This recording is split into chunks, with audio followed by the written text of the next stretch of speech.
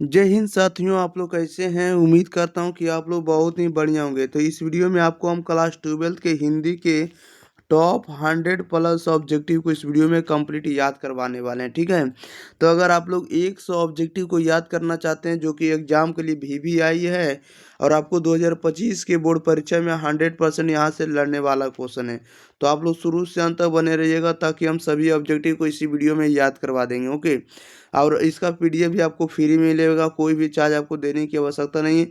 सिर्फ आपको ग्रुप के साथ जुड़ जाना, जो हम PDF पढ़ा रहे हैं उसको सेम आपको ग्रुप पर डाल देंगे। 90 65 71 94 39 इस नंबर पर अगर आप लोग नहीं जुड़े तो आप लोग जरूर जुड़ जाइएगा। ये जो आपको एग्जाम प्री का ग्रुप है, ठीक है, एग्जाम प्री का आपको ग्रुप है, व्हाट्सएप ग्रुप है, इस पर आप लोग जुड़ जाइएगा। चैनल को सब्सक्राइब भी कर लीजिएगा, शेयर एक बार जरूर कर देना, ओके। इसका PDF हम सेंड कर देंगे ग्रुप पर। तो पहले नंबर आप लोग शुरू से अंत तक पढ़ लीजिए ताकि आपको याद करने में कोई भी दिक्कत नहीं होगा, परेशानी नहीं हो, ओके। आपको जैसा कि लिखा है कि कक्षा 12वीं बोर्ड जो है टॉप 100 प्लस VVI ऑब्जेक्टिव 2025, ये आपको 100 मार्क्स हिंदी का आपको ऑब्जेक्टिव क्वेश्चन हम करवा रहे हैं। इसका PDF आपको एग्जाम प्री पर आपको फ्री मिलेगा, जैसा कि हम आपको नंबर भी बता दिए व्हाट्सएप ग्रुप का। चलिए तो क्वेश्चन नंबर 1 की ओर स्टार्ट करते हैं, ज़्यादा विलम्ब ना करेंगे। इसका आंसर भी सामने आपका लिखा हुआ है। कह रहा है कि बातचीत शीर्षक पाठ जो है, बातचीत शीर्षक पाठ साहित्य की कौन सी विधा है? तब बातचीत शीर्षक पाठ साहित्य की कौन सी विधा है? तो एक प्रकार का ललित निबंध है। राइट आंसर आपका ललित निबंध हो जाएगा। दो में कह रहा है कि बातचीत शीर्षक है, इसको शीर्षक का दिएगा, बातचीत शीर्षक निबंध किसकी रचना है? तब बातचीत शीर्षक निबंध जो है बाल कृष्ण भट्ट की रचना है। राइट आंसर आपका बाल कृष्ण भट्ट हो जाएगा। 3 नंबर में कह रहा है कि किसके मुख से रॉबिन्सन क्रूसो ने एक बात सुना था? किसके मुख से एक बात सुना था रॉबिन्सन क्रूसो? तो फ्राइडे के मुख से। राइट आंसर आपका फ्राइडे के मुख हो जाएगा, ओके। क्वेश्चन नंबर देखिएगा 4 नंबर, कह रहा है कि किसका कथन है कि बोलने से मनुष्य के मन का साक्षात्कार हो जाता है? किसका कथन है कि किसका कथन है कि बोलने से मनुष्य के मन का साक्षात्कार हो जाता है? तो ब्रेन जॉनसन का कहना है, ओके। क्वेश्चन नंबर कह रहा है अगला 5 नंबर में है कि आर्ट ऑफ कन्वर्सेशन कहाँ के लोगों में सबसे ज़्यादा प्रसिद्ध है? बताइएगा। आर्ट ऑफ कन्वर्सेशन जो कहाँ के लोगों में सबसे ज़्यादा प्रसिद्ध है? तो यूरोप के देशों को, यूरोप के लोगों के लिए। राइट आंसर आपका यूरोप के लोग हो जाएगा। 6 नंबर में कह रहा असल बातचीत कितने लोगों के बीच हो सकती है? तो असल बातचीत 2 लोगों के बीच हो सकती है, ओके। कह रहा है कि बाल कृष्ण भट्ट का जन्म कहाँ हुआ था? तो बाल कृष्ण भट्ट का जन्म कहाँ हुआ था? बाल कृष्ण भट्ट का जन्म हुआ था इलाहाबाद उत्तर प्रदेश में। अगले क्वेश्चन लेते हैं, क्वेश्चन नंबर 8 नंबर, कह रहा है कि रहस्य कथा जो है किसकी रचना है? तो रहस्य कथा आपको बाल कृष्ण भट्ट की रचना है। बाल कृष्ण भट्ट का जन्म कब हुआ था? बाल कृष्ण भट्ट का जन्म हुआ 23 जून 1844 को। बाल कृष्ण भट्ट किस काल के रचनाकार हैं? बाल कृष्ण भट्ट किस काल के रचनाकार हैं? तो आधुनिक काल के रचनाकार हैं। यदि मनुष्य में बातचीत नहीं होती तो यह सृष्टि कैसी हो जाती, बताइएगा। कह रहा है तो यह सृष्टि जो गूंगी प्रतीत होती है। यदि मनुष्य में बातचीत नहीं होती तो यह जो सृष्टि है, यह जो संसार, यह गूंगी प्रतीत होती। अगला नंबर है कि बातचीत करने से मन कैसा हो जाता है? तो बातचीत करने से मन हल्का और स्वच्छ हो जाता है। क्वेश्चन नंबर देखिएगा 13 नंबर की ओर। 13 में कह रहा है किसने 16 वर्षों के बाद मनुष्य का मुख देखा था? किसने 16 वर्षों के बाद मनुष्य का मुख देखा था? तो रॉबिन्सन क्रूसो ने देखा था। असल बातचीत केवल 2 लोगों के बीच होता है, यह कथन किसका है? तो यह कथन आपको एडिसन का है। एडिसन लिख लेंगे, क्या कर देंगे? एडिसन, कहीं टाइपिंग मिस्टेक हो गया है। यह असल बातचीत जो है कितने लोगों के बीच होता है? तो आपको होता है एडिसन के बीच, सॉरी, असल बातचीत जो है 2 लोगों के बीच हो सकती है। यह कथन किसने बोला? तो एडिसन महोदय ने ही कहा, ओके। लिखा हुआ सही लेकिन इसमें डंटी सा होगा, ओके। चलिए ठीक है, रहने देते हैं इसको ऐसा ही, कोई दिक्कत नहीं है। क्वेश्चन नंबर 15 में कह रहा उसने कहा था किसकी रचना है? तो उसने कहा था किसकी रचना है? चंद्रधर शर्मा गुलेरी की रचना है। गुलेरी जी के पिता का नाम क्या था? तो गुलेरी जी के पिता का नाम था पंडित शिवराम था। अगले क्वेश्चन नंबर देखिएगा 17 नंबर, कह रहा है कि सूरभमय जीवन किसकी रचना है? सूरभमय जो है किसकी रचना है? तो गुलेरी जी की रचना है। राइट आंसर आपका गुलेरी जी हो जाएगा। उसने कहा था विश्व युद्ध की कहानी है, बताइएगा। उसने कहा था किस विश्व युद्ध की कहानी है? तो उसने कहा था ये जो किस विश्व युद्ध की कहानी है? तो प्रथम विश्व युद्ध की कहानी है। अब प्रथम विश्व युद्ध का वो चला था तो 1914 से लेकर 1918 तक चला था, इस बात को याद रखना है। 1914 से लेकर 1900 कब तक चला था, 18 तक चला था। ओके, याद रखिएगा। और द्वितीय विश्व युद्ध जो है आपको 1939 से लेकर 1945 तक चला था, इस बात को भी याद रखना है। चलिए क्वेश्चन नंबर लेते हैं हम लोग, अगला नंबर 19 नंबर। कह रहा है कि मील का पत्थर किस कहानी में को मानी जाती है। मील का पत्थर जो है किस कहानी को मानी जाती है, तो उसने कहा था को राइट आंसर आपको उसने कहा था हो जाएगा। उसने कहा था साहित्य की कौन सी विधा है, तो उसने कहा था जो है एक प्रकार की कहानी है। क्वेश्चन नंबर देखिएगा आप लोग 21 नंबर। कह रहा है कि तेरी कुड़माई हो गई ऐसा कौन पूछता है। तेरी कुड़माई हो गई ऐसा कौन पूछता है, तो लहना सिंह ने पूछता है। लहना सिंह किस गांव का रहने वाला था। लहना सिंह किस गांव का रहने वाला था, तो मांझे गांव का रहने वाला। हजारा सिंह के पुत्र का नाम क्या था, तो हजारा सिंह के पुत्र का नाम था बोधा सिंह था। क्या था, बोधा सिंह था। ओके, आप लोगों को वीडियो पसंद आ रहा है तो वीडियो को आप लोग एक बार शेयर कर दिएगा। चैनल को अगर आप लोग सब्सक्राइब नहीं किया प्यारे साथियों, तो चैनल को आप लोग जरूर सब्सक्राइब कर देंगे। ओके, आप लोग ज़्यादा से ज़्यादा एग्जाम प्री को सपोर्ट करें ताकि इस पर बेस्ट कंटेंट लाया जा सके। ओके, और आपको हम प्रोवाइड जिस तरह से करें उससे भी बेहतर करेंगे। आप लोग सिर्फ लाइक और शेयर सब्सक्राइब जरूर करना है। क्वेश्चन नंबर 24 में करा लहना सिंह किस देश के भूमि पर युद्ध ला रहे थे, बताइएगा। कह रहा है कि लहना सिंह जो है किस देश के भूमि पर युद्ध लड़ रहे थे। ये किस देश के लड़ रहे थे, तो फ्रांस देश के भूमि पर युद्ध लड़ रहे थे। राइट आंसर आपका फ्रांस के देश हो जाएगा, या फ्रांस देश हो जाएगा। क्वेश्चन नंबर 25 में कह रहा है कि बिमल राय ने किस कहानी पर फिल्म बनाया था। बिमल राय ने किस कहानी पर फिल्म बनाया था, तो उसने कहा था पर जो एक फिल्म बना था बिमल राय ने बनाया था। ओके, नेक्स्ट क्वेश्चन लेते हैं। क्वेश्चन नंबर देखिएगा 26 नंबर की ओर। चलिए 26 नंबर में कह रहा है उसने कहा था यह कैसी कहानी है, तो उसने कहा था यह कैसी कहानी है, तो यह दिव्य प्रेम की कहानी, या प्रेम की कहानी है, दिव्य प्रेम की कहानी है। उसने कहा था यह सरस्वती पत्रिका में कब प्रकाशित हुआ। उसने कहा था यह सरस्वती पत्रिका में कब प्रकाशित हुआ, तो 1925 में प्रकाशित हुआ। लाना सिंह के बड़े भाई का नाम क्या था। लाना सिंह के बड़े भाई का नाम कीरत सिंह था। संपूर्ण क्रांति का नारा किसने दिया था। जयप्रकाश नारायण ने संपूर्ण क्रांति का नारा दिया। क्वेश्चन नंबर देखिएगा 30 नंबर में। 30 नंबर में करा जयप्रकाश नारायण के बचपन का नाम क्या था, तो जयप्रकाश नारायण के बचपन का नाम बाउल था। राइट आंसर बाउल हो जाएगा। जयप्रकाश नारायण का जन्म कहाँ हुआ था। जयप्रकाश नारायण का जो जन्म है कहाँ हुआ था, तो सितारा दियारा बलिया उत्तर प्रदेश में। सितारा दियारा बलिया उत्तर प्रदेश में। जयप्रकाश नारायण की पत्नी का नाम क्या था। जयप्रकाश नारायण की पत्नी का नाम प्रभावती देवी था। जयप्रकाश नारायण कांग्रेस में कब शामिल हुए। जयप्रकाश नारायण जो है कांग्रेस में कब शामिल हो गए, तो 1929 ईस्वी में। क्वेश्चन नंबर देखिए 34 नंबर में। कह रहा है कि संपूर्ण क्रांति साहित्य की कौन सी विधा है। संपूर्ण क्रांति साहित्य की कौन सी विधा है, तो एक प्रकार का भाषण है। लोकनायक किसे कहा जाता है। लोकनायक जयप्रकाश नारायण को कहा जाता है। लोकनायक किसे कहा जाता है, जयप्रकाश नारायण को। संपूर्ण क्रांति का भाषण कब दिया गया, तो संपूर्ण क्रांति का भाषण दिया गया आपको 5 जून 1974 को पटना में। 5 जून 1974 को पटना में। यह भाषण किस पुस्तक में प्रकाशित हुआ था, बताइएगा। यह जो भाषण है संपूर्ण क्रांति का जो भाषण है, यह किस पुस्तक में प्रकाशित हुआ, तो जन मुक्ति में प्रकाशित हुआ। राइट आंसर आपका जन मुक्ति हो जाएगा। क्वेश्चन नंबर देखिए 38 में। करा जयप्रकाश नारायण ने अमेरिका के बारे में किससे सुना था, बताइएगा। जयप्रकाश नारायण ने अमेरिका के बारे में किससे सुना था, तो स्वामी सत्यदेव से सुना था अमेरिका के बारे में जयप्रकाश नारायण। अगले क्वेश्चन 39 नंबर की ओर। कह रहा है जयप्रकाश नारायण को भारत रत्न का पुरस्कार कब मिला था, बताइएगा। जयप्रकाश नारायण को भारत रत्न का पुरस्कार कब मिला था, 1998 में मिला था। क्वेश्चन नंबर 40 में कह रहा है अर्धनारीश्वर साहित्य की कौन सी विधा। अर्धनारीश्वर जो है साहित्य की कौन सी विधा, तो एक प्रकार का निबंध है। अगला नंबर है 41 नंबर। कह रहा है कि छात्र सहोदर किसकी रचना है, तो छात्र सहोदर किसकी रचना है, तो रामधारी सिंह दिनकर की रचना है। अगला नंबर कह रहा रामधारी सिंह दिनकर का जन्म कहाँ हुआ था, तो रामधारी सिंह दिनकर का जन्म हुआ बेगूसराय बिहार में होता है।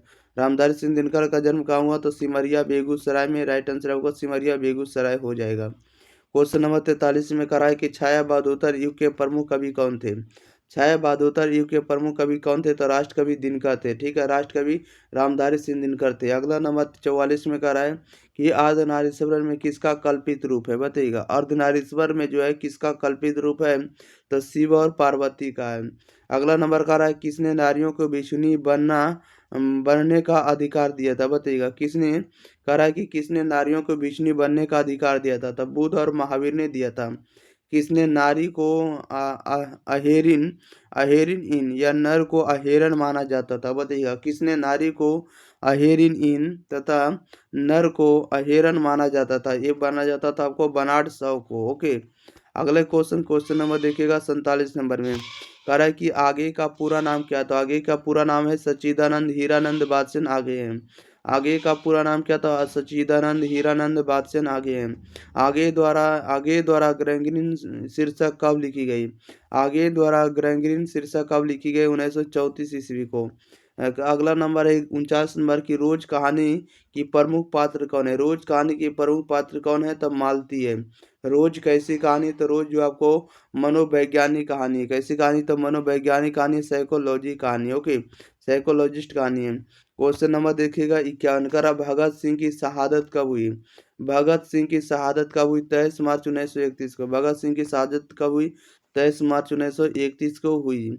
अगले क्वेश्चन 52 नंबर कह रहा है कि मालती के पति का क्या नाम था? मालती के पति का नाम वीरेश्वर था।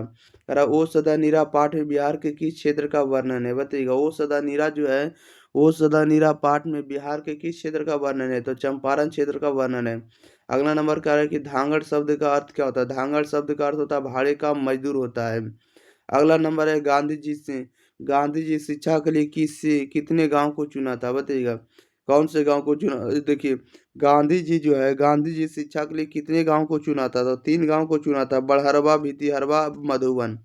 गांधी जी शिक्षा के लिए कितने गांव को चुना था? तो 3 गांव को चुना था, बड़हरवा है, भितिहरवा और मधुबन को चुने थे गांधी जी शिक्षा के लिए। नेक्स्ट क्वेश्चन नंबर 56 नंबर में।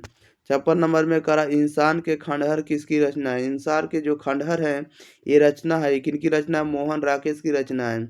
नई कहानी आंदोलन के प्रमुख हस्ताक्षर कौन थे? नई कहानी आंदोलन के प्रमुख हस्ताक्षर कौन थे? तो मोहन राकेश है। सिपाही की माँ कैसी रचना है? तो सिपाही की माँ एकांकी है। सिपाही की माँ क्या है? तो एकांकी है।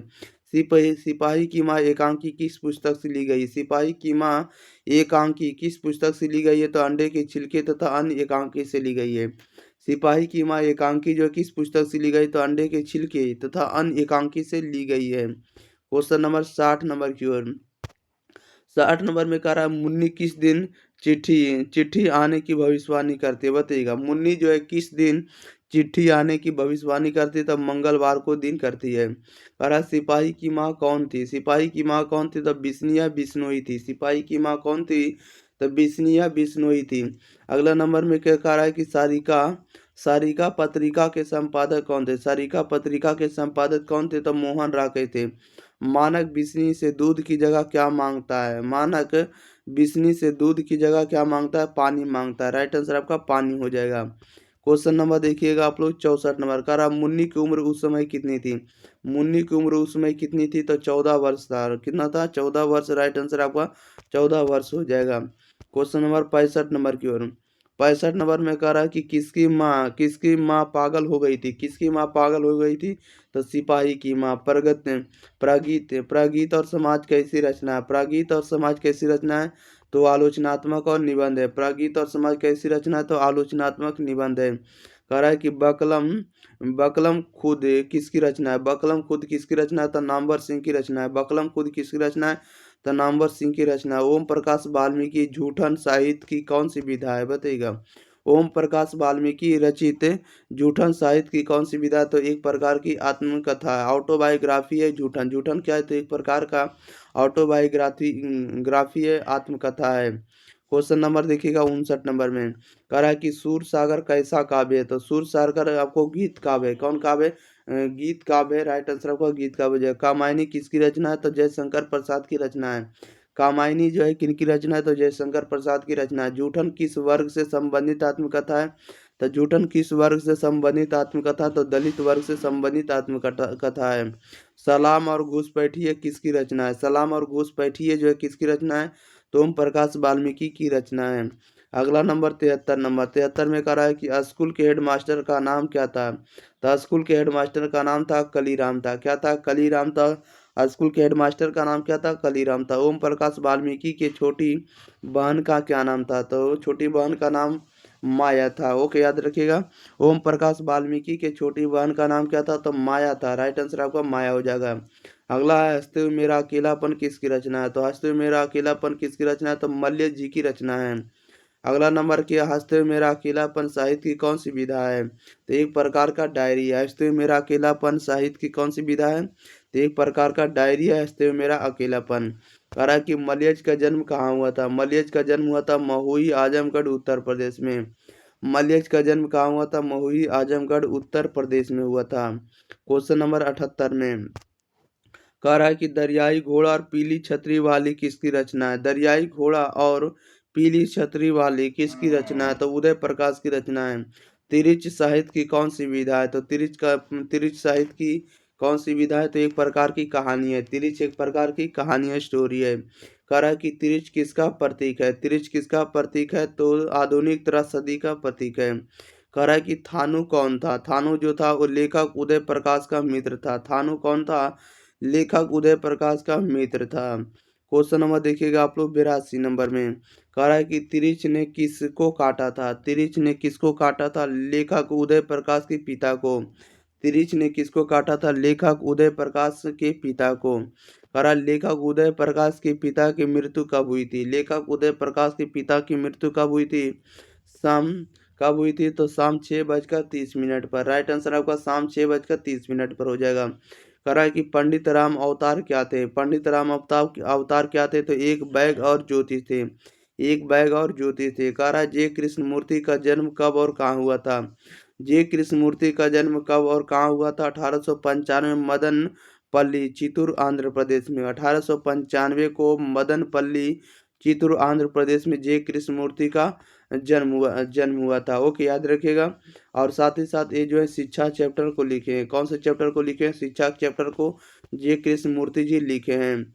अगले क्वेश्चन लेते हैं, क्वेश्चन नंबर 86 नंबर में। 86 में कह रहा है कि शिक्षा जे कृष्ण मूर्ति की कैसी रचना है? शिक्षा जे कृष्ण मूर्ति की कैसी रचना है? तो एक प्रकार का संभाषण है।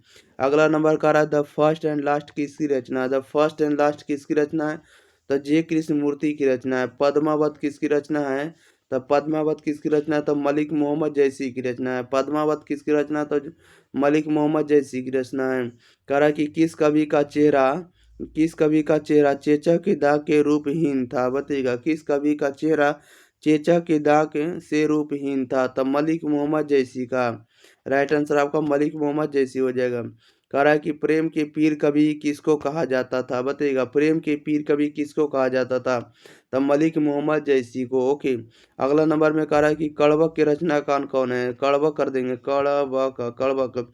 कड़वक के रचनाकार कौन है? तो कड़वक के रचनाकार मलिक मोहम्मद जैसी जी हैं। कड़वक के रचनाकार कौन है? मलिक मोहम्मद जैसी जी हैं। ओके, क्वेश्चन नंबर देखिए 92 में कह रहा है कि मलिक मोहम्मद जैसी अपने एक आंख की तुलना किससे करते हैं? बताइएगा, मलिक मोहम्मद जैसी अपने एक आंख की तुलना किससे करते हैं? तो दर्पण से करते हैं। मलिक मोहम्मद जैसी ने अपने काव्य को किससे जोड़कर सुनाते हैं? बताइएगा, कह रहा है कि मलिक मोहम्मद जैसी ने अपने काव्य को किससे जोड़कर सुनाते हैं? तो रक्त की लेई से जोड़कर सुनाते हैं। सूरदास का जन्म कहाँ हुआ था? सूरदास का जन्म हुआ था दिल्ली के निकट सिही ग्राम में हुआ था। सूरदास का जन्म कहाँ हुआ था? दिल्ली के सिही ग्राम में हुआ था। कह रहा है कि साहित्य लहरी किसकी रचना है? तो साहित्य लहरी जो आपको सूरदास की रचना है। साहित्य लहरी किसकी रचना है? तो सूरदास की रचना है। क्वेश्चन नंबर देखिएगा 96 नंबर में कह रहा है कि सूरदास के दोनों पदों में किस भाव रस की प्रधानता है? सूरदास के दोनों पदों में किस भाव रस की प्रधानता है? तो महाप्रभु वल्लभाचार्य की प्रधानता है। कह रहा है कि ता मसूर का अर्थ क्या होता है? ता मसूर का अर्थ क्या होता है? तब मुर्गा होता है। कह रहा है कि गाय किस ओर दौड़ती है? गाय किस ओर दौड़ती है? तो बाड़े में बछड़े की ओर दौड़ती है। बाड़े में बछड़े की ओर गाय दौड़ती है। ओके, अगला नंबर देखिए क्या कह रहा है। कह रहा है कि तुलसीदास के बचपन का नाम क्या था? तुलसीदास के बचपन का नाम क्या था? तो राम बोला था। राइट आंसर आपका राम बोला हो जाएगा।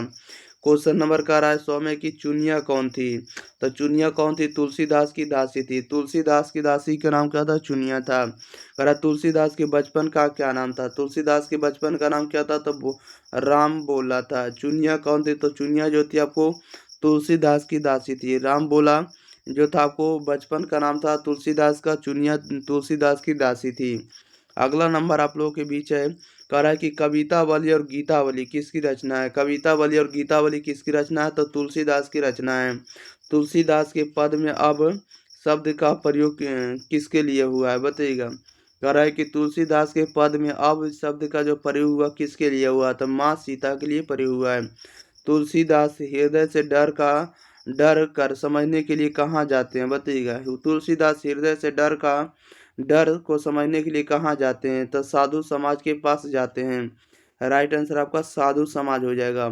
चलिए, तो इस वीडियो में आपको चैप्टर नंबर 1 से लेके गद्य से लेके पद तक हम आपको कंप्लीट कर दिए, यानी आपको इसमें से आपको 100+ ऑब्जेक्टिव को कंप्लीट याद करवा दिए, जो कि आपको भी आई था। इससे बाहर आपको ऑब्जेक्टिव नहीं पूछता है। तो आप लोग शुरू से अंत तक बने होकर वीडियो को देखे होंगे तो आपको याद भी हो गया होगा। तो आप लोग वीडियो को शेयर जरूर कर दीजिएगा, और चैनल को प्यारे साथियों अगर आप लोग सब्सक्राइब नहीं किए तो सब्सक्राइब जरूर कर लेंगे। और इस आपको ग्रुप के साथ जुड़ जाना है। एग्जाम प्री जो आपको है व्हाट्सएप ग्रुप है और टेलीग्राम ग्रुप के साथ जुड़ जाइएगा। एग्जाम प्री व्हाट्सएप ग्रुप का नंबर है 90 65 71 94 39। इस ग्रुप के साथ आप लोगों को जल्दी से जल्दी जुड़ जाना है, ताकि आप लोगों को ज़्यादा से ज़्यादा बेनिफिट मिल सके। ओके, मिलते हैं अगले वीडियो के साथ, तब तक के लिए thank you for watching this video. धन्यवाद।